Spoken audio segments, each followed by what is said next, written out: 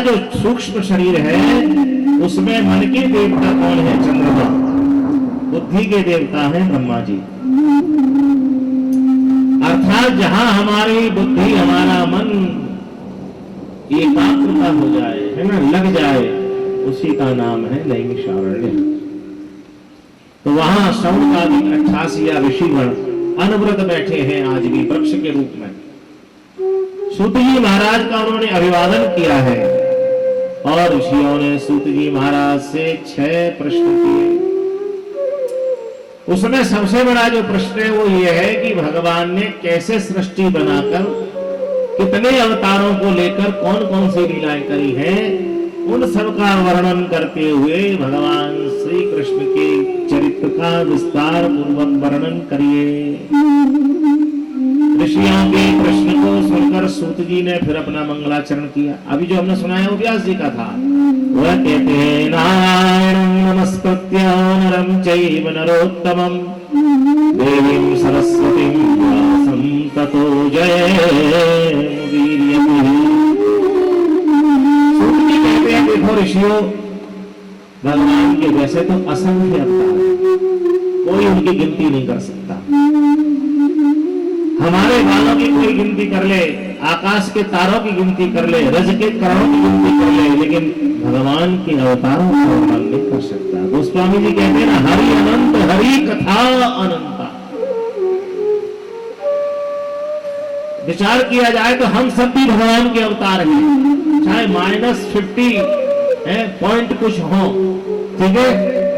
मैं नहीं कह रहा हूं अपने मन से, भगवान गीता में कह रहे हैं ममैवांसो जीवलोके, मैं तो नहीं कह रहा हूं, जीवभूतः सनातनः। भगवान कह रहे हैं कि नहीं? गोस्वामी जी क्या कह रहे हैं? ईश्वर अंश जीव अविनाशी। क्या भाई? ईश्वर अंश, हम ईश्वर के अंश है ना, तो हम भी उन्हीं की बेटे हैं, हम भी एक अंशावतार हैं। बस ये है कि हम अपने आप को भूल गए हैं।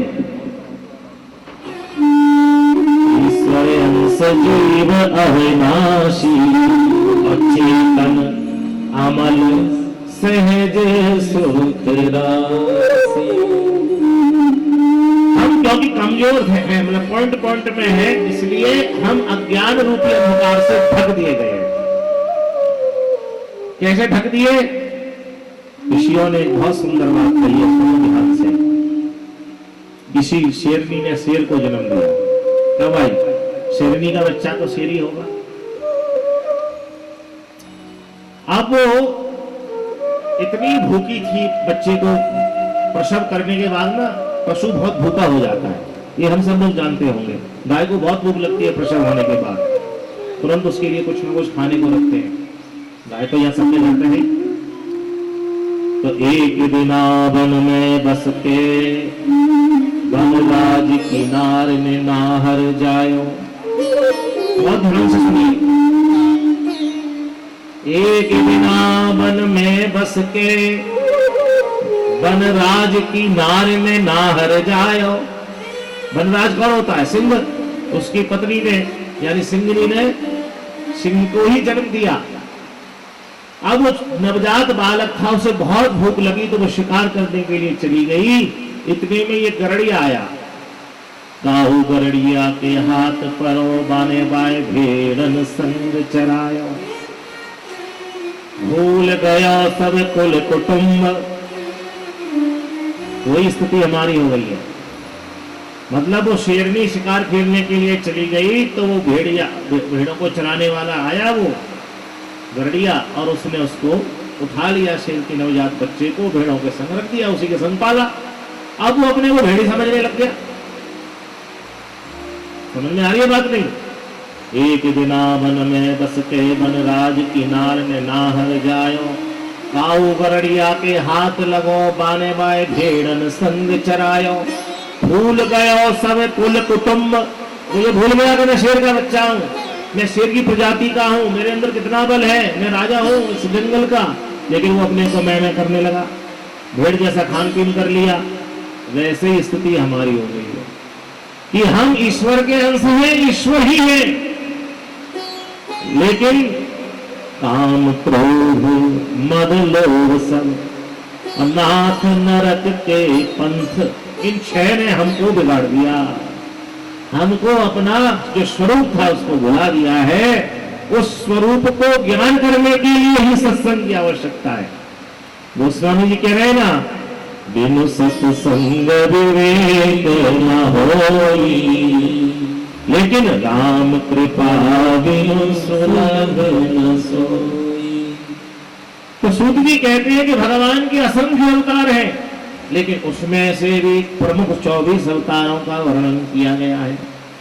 सबसे पहले शनकादिक ऋषि, और 23वां अवतार है भगवान बुद्ध का, और 24वां अवतार जब ये कलिकाल 1000 वर्ष शेष रह जाएगा, हमारी आपकी आयु से 4,32,000 वर्ष का जो कलयुग है, जब इसके 1000 वर्ष शेष होंगे, तब भगवान कल्की का अवतार संबल ग्राम में विष्णुदत्त शर्मा ब्राह्मण के घर में होगा, ऐसा भागवत में लिखा है। बोलिए भागवत भगवान की जय। ऋषि बोले, महाराज हम तो विस्तार से सुनना चाह रहे थे, आपने तो एक ही श्लोक में सारे अवतार सुना दिए। अरे महाराज सबकी कथा सुनाओ। तो सूत जी बोले कि सबकी कथा सुननी है तो सारे पुराणों को सुनना पड़ेगा। 52 जी की सुननी है तो 52 पुराण सुनाओ। क्या भाई है कि नहीं? नरसिंह भगवान की सुननी है तो नरसिंह पुराण पढ़ो, मत्स्य भगवान की सुननी है तो मत्स्य पुराण पढ़ो, कूर्मी पुराण, यानी सारे जितने अवतार हैं सबके एक एक पुराण है। राम जी की रामायण है। ऋषि बोले इतने विस्तार की जरूरत नहीं है, कल काल में मनुष्य की आयु बहुत कम है महाराज, ऐसा कोई ग्रंथ नहीं है जिसमें सबकी कथा हो। तो सूत बोले हाँ, श्रीमद् भागवत है, श्रीमद् भागवतम पुराण तिलकम यद वैष्णवानां धनम। अरे सारे पुराणों का जो तिलक रूप है, यानी मस्तक जो रूप है, वह श्रीमद् भागवत है। तो ऋषियों ने कहा महाराज वो कथा भागवत की रचना किसने कब और कैसे करी, जरा बताइए हमें। सूत जी कहते हैं द्वापरे श्रवण प्राप्ते तृतीय युग परये जातः पराशरत योगी वासव्या कलया हरे। कलयुग के प्रारंभ में, द्वापर के अंत में भगवान का एक अवतार हुआ। बोलिए व्यास जी महाराज की जय। जैसा नाम होता है वैसा ही अर्थ होता है। व्यास शब्द का अर्थ क्या है भाई? विस्तार करने वाला, डिटेल में करने वाला। किसी भी शब्द को कहने की दो प्रक्रिया होती है, शॉर्ट और डिटेल, यानी समास पद्धति और व्यास पद्धति। तो भगवान का अवतार हुआ, वेद व्यास इनका नाम हो गया। क्यों? बोले इन्होंने वेदों का विस्तार किया। जो एक वेद था आदि काल से ऋग्वेद, उसके 4 विभाग किए, ऋग्वेद, यजुर्वेद, सामवेद, अथर्ववेद। तो बताइए, कुछ दिनों के बाद व्यास जी ने सोचा कि वेदों की जो भाषा है वो बहुत क्लिष्ट है, हर किसी के समझ में नहीं आती। शायद ही आप में से यहाँ जितनी भी माता बहनें बैठी हैं, सब कोई वेद का मंत्र नहीं बोल सकता। पता है हमको वेद किस भाषा में है? सब यही कहेंगे कि वो संस्कृत में है ना। नो, संस्कृत में नहीं है वो। हमारे वेद पाठी ब्राह्मण यहाँ बैठे हैं, वेद संस्कृत में नहीं है बहन जी। वेद तो संस्कृत की जो मां है देवनागरी में है। सनातन धर्म इसीलिए सुकड़ गया कि हमने उसकी उपेक्षा कर दी। राजा परीक्षित के राज्यकाल तक संपूर्ण पृथ्वी पर हमारा शासन था, लेकिन वेद की उपेक्षा करने के कारण, सनातन धर्म की उपेक्षा करने के कारण ये इतना सिमट गया। केवल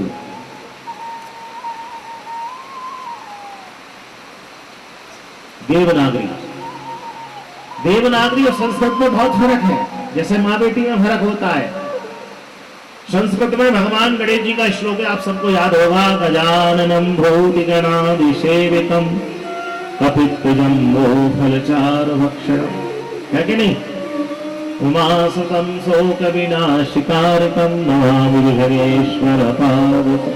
ये संस्कृत में है। अगर मैं गणेश जी का मंत्र वेद में अगर बोलता हूं तो हरे ओम मा गणानां त्वा गणपतिग्वं हवामहे प्रियाणां त्वा प्रियपतिग्वं हवामहे निधीनां त्वा निधिपतिग्वं हवामहे दशो मम आहमजानि गर्भधामात्वमजासि गर्भधाम। यहां सांस में अपनी मन से नहीं ले सकता हूं। वेद में हम सांस नहीं ले सकते जहां मंत्र के ऊपर पूर्ण विराम आएगा। इसलिए वेद को 11 वर्ष से पहले बच्चे को पढ़ाने के लिए गुरुकुल भेज दिया जाता था, क्योंकि उसके बाद जीभ भारी हो जाती है।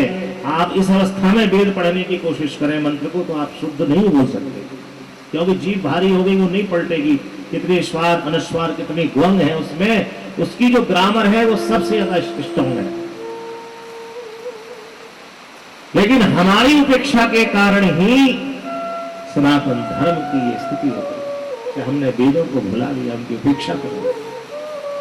और ऊपर से ये मेकाले शिक्षा पद्धति भारत में आई अंग्रेजों के शासन काल में, जो हमारे गुरुकुलों पर प्रहार करके और मेकाले शिक्षा हमारे नई पीढ़ी को दी गई, उससे ने तो बिल्कुल ही सत्यानाश कर दिया। तो बात समझ में आ रही है कि नहीं? इन चारों वेदों का विभाग किसने किया? भगवान वेद व्यास ने।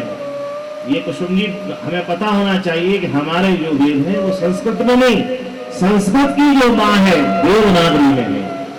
भगवान वेद व्यास ने पहले उन वेदों का विभाग करके 4 रूप में प्रणीत किया। फिर 100-200 साल बाद देखा कि लोगों को वेदों की भाषा समझ में नहीं आ रही, हमारी बुद्धि का हिरास हो गया। चाहे आजकल के बच्चे कहते हो बीटेक करने के बाद पापा तुमको कुछ नहीं पता, वो अपने को स्मार्ट समझते हैं। जितना हमारी पीढ़ियों को पहले पता था उतना हमको नहीं पता, और जितना हमको पता उससे हमारी आगे आने वाली पीढ़ी को नहीं होगा। उनको केवल धन भोग और धर्म पता है, बस कि कैसे धन कमाना है, कैसे भोग भोगना है। धर्म और मोक्ष से चारों पुरुषार्थ होने से उनका कोई मतलब नहीं। मैं 18वीं पीढ़ी में ये अपने घर में काम करता हूँ। 200, 400, 500 साल पुरानी हस्तलिखित पुस्तकें मेरे पास है, हमारे पूर्वजों की, कर्म कांड की, श्रीमद् भागवत की टीका। ऐसा शायद आपको मैंने दिखाई दी जब अभी आप आए थे, क्यों तेजस्वी इधर श्री राधे। तो भगवान वेद व्यास ने चारों वेदों का भाष्य करने के बाद में जब देखा कि मनुष्य वेदों को नहीं समझ पा रहा, तो उन्होंने पुराणों की रचना करी। हमारे जो पुराण है वो संस्कृत में है, जो पुराण है हमारे हिंदी वो संस्कृत में है। जैसे अभी मैंने बोला नारायणम नमस्कृत्य। अच्छा, संस्कृत एक इतनी सरल लैंग्वेज है कि आप उस एक लाइन को 10 बार बोलेंगे, अर्थ अपने आप आएगा। अब देखो मैं बोल रहा हूं नारायणम नमस्कृत्य, समझ में आ रही होगी? भगवान नारायण को नमस्कार कर रहे हैं। नारायणम नमस्कृत्य नरम चैव नरोत्तमम, क्योंकि वह सभी मनुष्यों में उत्तम है। देवी सरस्वती व्यासम, देवी सरस्वती को, व्यास जी को, एक एक शब्द का अर्थ अपने आप आ जाता है। गणेश जी का आप बोलेंगे गजाननम भूत गणादि सेवितम, गज जैसा आनंद, आनंद माने मुख। तो संस्कृत तो बहुत सरल लैंग्वेज है, कितना सुंदर अर्थ निकल आता है। तो फिर भगवान वेद व्यास ने चारों वेदों के बाद में पुराणों की रचना करी, और पुराणों की रचना करते करते 17 पुराणों को उन्होंने बना दिया। महाभारत जैसा महाकाव्य गणेश जी को बैठ के लिखवाया। इतना उन्होंने कर दिया। तो एक दिन अपने आश्रम में बैठे थे वो। भगवान वेद व्यास का आश्रम कहाँ है? बहुत सब कुछ लोग तो गए होंगे, गए कि नहीं? हाथ उठाओ। बद्रीनाथ नहीं गए? बद्रीनाथ जी में भगवान वेद व्यास का आज भी आश्रम है, और श्रीमद् भागवत वहां पर्वत के रूप में विद्यमान है। नेट पे जाके देख लेना, गूगल पे भगवान वेद व्यास की गुफा डालना, तो श्रीमद् भागवत वहां रखी हुई है। मतलब वहां का वो जो पर्वत है जिसमें उनकी गुफा है, वो ऐसे जैसे पन्ने ऐसे रखे हैं। इस शरीर को तो कई बार बद्रीनाथ में कथा करने का सौभाग्य मिला है। भगवान वेदव्यास आश्रम में बैठे हैं अपने में कुटी में। आप झांकी का दर्शन करें और भगवान का ध्यान करते करते भविष्य काल पर उनकी दृष्टि चली गई फ्यूचर की ओर। तो आने वाला युग क्या है? कलयुग। उन्होंने देखा अरे कलयुग के मनुष्य के पास तो इतना समय नहीं होगा, इतनी थोड़ी उसकी आयु होगी, कहां से वो इन पुराणों को पढ़ेगा, कहां से वेदों को पढ़ेगा, कहां से महाभारत को पढ़ेगा। अर्थात मेरा ये सारा लिखना बेकार हो गया। ऐसा निश्चय कर कर बेचारे वो दुखी हो गए, क्षुभित हो गए, मुंह सूख गया उनका। और तक्षण उन्होंने भगवान नारायण का स्मरण किया। क्योंकि ये सीख है यहां तक कि जब भी हमारा मन दुखी हो तुरंत भगवान का स्मरण करना चाहिए। संसार को मत सुनाइए, संसार तो महाराज रो के पूछेगा, हंस के उड़ाएगा। उसमें एकमात्र ईश्वर अवलंबन करना चाहिए। और जैसे ही भगवान वेदव्यास जी ने भगवान नारायण का स्मरण किया, तुरंत देवर्षि नारद प्रकट हो गए। बोलिए नारद जी महाराज की जय। व्यास जी महाराज ने नारद जी को अच्छे आसन पर बिठाया, पाद्य अर्घ आचमन स्नान से उनका पूजन किया। और जब नारद जी ने उनके शकल को देखा तो व्यास जी से कहने लगे, पाराशर्य महाभाग कच्चिदत्तदात्मनः परितुष्यस्य शारीरम आत्मा मानसेव चः। अरे व्यास जी, आप ठीक हैं, आप कुशल हैं। और देखो हमारे 3 शरीर होते हैं, इस श्लोक से पता लग रहा है। क्या पूछ रहे हैं नारद जी? परितुष्यस्य शारीरम यानी स्थूल शरीर, आत्मा मानस एव च। उन्होंने तीनों शरीरों की कुशलता पूछी है कि जो स्थूल शरीर एक दूसरे का दिखाई दे रहा है, ये जो सूक्ष्म शरीर है मन आदि वो, और उससे भी परे जो आत्म रूप है, महाराज तीनों आपके कुशल हैं। व्यास जी ने कहा, हाँ ये शरीर तो स्वस्थ है और आत्मा तो निर्विकार है। भगवान गीता में कहते हैं, नैनम क्षणंत शस्त्राणि नैनम दहत पावकाः नैनम क्लेदयन्तापो न शोष्यति मारुतः। उस आत्मा को कोई विकल नहीं कर सकता। लेकिन नारद, मेरा मन बहुत परेशान है। बोले क्यों? अरे बोले देख नारद, मैंने अपने अवतार को कार्य पूरा करने के लिए 4 वेदों का विस्तार कर दिया, 17 पुराण बना दिए, महाभारत जैसा महाकाव्य लिखवा दिया गणेश जी से। लेकिन मैंने देखा कि आने वाला जो कलयुग है उसके मनुष्य का इस जीवन नहीं करेंगे। क्यों जी? आज बताओ बहन जी, हम लोगों को 4 वेदों के नाम नहीं पता होंगे, 17 पुराणों के नाम नहीं पता होंगे, ना किसी ने 17 पुराण पढ़े होंगे। तो व्यास जी ने सही देखा कि नहीं देखा? इसलिए नारद में दुखी हो रहा। और अभी तो कलयुग की शुरुआत है, 5200 वर्ष निकले हैं। जब प्रचुर कलयुग होगा तो हम लोगों के शरीर की आयु मात्र 20 वर्ष होगी, बस 20-22। उसमें ही हमारा जन्म हो गया, पढ़ना लिखना हो गया, ब्याह हो गया, बालक हो, गोविंदाय नमो नमः। आप देख रहे होंगे जो बुजुर्ग हमारे बैठे हैं यहाँ पर कुछ, कि उनके सामने देखते देखते मनुष्यों की लंबाई घट रही है, पर्वतों की लंबाई घट रही है, वृक्षों की घट रही है, नदियों का प्रवाह कम हो रहा है, गायों की ऊंचाई कम हो रही है, उनका दुग्ध कम हो रहा है। जैसे जैसे कलयुग बढ़ रहा है वैसे वैसे ये सब धर्म के स्थान कम हो रहे हैं। तो नारद जी ने कहा, देखो व्यास जी, आपने सब कुछ वर्णन कर दिया, लेकिन आपने भगवान श्री कृष्ण की लीलाओं का वर्णन नहीं किया। अभी द्वापर में वो लीला करके गए हैं, कलयुग शुरू हुआ है तो जो लेटेस्ट है उसी में रेस्ट है। इसलिए अब आप ऐसा कोई पुराण बनाओ जिसमें सबकी कथा आ जाए। भाई 17 को नहीं पढ़ सकते, लेकिन एक को तो पढ़ सकते हैं कि नहीं? तो इसलिए आप ऐसा कोई ग्रंथ बनाओ जिसमें मार्कंडेय पुराण की कथा भी हो, वामन पुराण की भी हो, नृसिंह की भी हो, मत्स्य की भी हो, कूर्म की भी हो, वराह की भी हो, ब्रह्म वैवर्त पुराण की भी हो, विष्णु पुराण, सारे पुराणों की कथा उसमें हो। और प्रमुख रूप से भगवान बाल कृष्ण की लीलाओं का वर्णन करो। व्यास जी बोले लिखते लिखते हार गए थे, तुमने भी समाधान लिखना ही बताया। तो नारद जी ने उनको उत्साहित करने के लिए अपना पूर्व जन्म सुनाया है। देखो ना व्यास जी, भगवान की जब कृपा हो जाती है तो जीव का कैसा कल्याण होता है। नारद जी कह रहे हैं पूर्व जन्म में एक छोटा सा बालक था, एक दासी का पुत्र। मेरे पिता बचपन में चले गए थे। मेरी माता एक ब्राह्मण परिवार में सेवा का कार्य करती थी, भोजन पानी रसोई इत्यादि जैसे झाड़ू पोछा करते हैं लोग। मैं उसका अकेला 5 वर्ष का बालक उसके संग संग घूमता रहता था। एक बार कुछ संत उस ब्राह्मणों के यहाँ आए।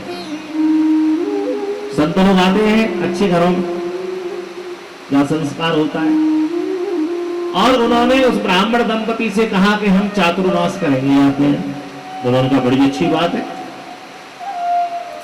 तो शहर में जो घर होते हैं उसमें घर और घेर होता है, यानी आवास जहाँ महिलाएं रहती है वहां थोड़ा अंदर होता है, और जहाँ पशुधन रहता है, मनुष्य बैठते उठते हैं पुरुष लोग, वो एक स्थान होता है, उसको घेर कहते हैं। तो नारद जी कह रहे हैं कि उस ब्राह्मण दंपति ने उस घेर में अपने वो लगवा दिए तखत। महात्माओं को आसन लग गया। चातुर्मास कहते हैं श्रावण भादों में महात्मा लोग एक ही जगह रहते हैं। आज भी जो सन्यासी होते हैं ना दंडी, वो 2 महीने यात्रा नहीं करते, जहां पर हैं वहीं रहेंगे। तो 2 महीने के महात्माओं ने वहां आवास बनाया। अब महात्माओं की सेवा ने उस ब्राह्मण ने मुझे लगा दिया। बोले महात्मा जी, ये छोटा सा बालक हर समय आपके पास ही खेलता रहेगा, जब आपको दूध चाय भोजन पानी चाहिए इसको बता दिया, अंदर से लाकर दे देगा। देवर्षि नारद जी कह रहे हैं मैंने संतों का संग किया। संत लोग नहाए तब उनकी लंगोटी धोऊं, वो लोग प्रसाद करें तो उनकी पत्तल में जो बच जाए उसको मैं खाऊं। इससे बहुत जल्दी प्रारब्ध कटता है। प्रारब्ध माने जो पूर्व संचित कर्म हम लोग अपने संग लेकर आए हैं, वह केवल माता पिता गुरु संत गौ ब्राह्मण के सेवा करने से ही मिटता है। मोबाइल में जैसे मेमोरी कार्ड होता है ना, जिसको चिप कहते हैं, वैसे हमारे शरीर में भी एक चिप है जिसको चित्त कहते हैं। उसमें ही संग घर कर लाए और उसी में जो कर रहे हैं भरा जा रहा है। ठीक है, और राधे तो देवर्षि नारद जी कहते मैं छोटा सा बालक, शाम को संत महात्मा गांव में बजावे तो मैं नाचू। बालक उछलकूद करते थे, महात्माओं से प्रेम हो गया और उनका चातुर्मास का नियम पूरा हुआ। महात्मा को चल दिए। मैंने कहा महाराज जी मुझे भी संग ले चलो, महात्मा बना दो, लंगोटी पहना। महात्मा बोले नहीं, तुम अपने माँ के अकेले बेटे हो, पिता तुम्हारे है नहीं, अन्य कोई भाई नहीं है, घर में रह के माँ के प्रति कर्तव्य निभाओ। अरे बोले महाराज अब मैं भजन कीर्तन कैसे करूंगा। तो महात्माओं ने मुझे एक मंत्र बता दिया कि बेटा घर में रह के इसका जप करो, और महात्मा लोग चले गए। मैं उस मंत्र को जप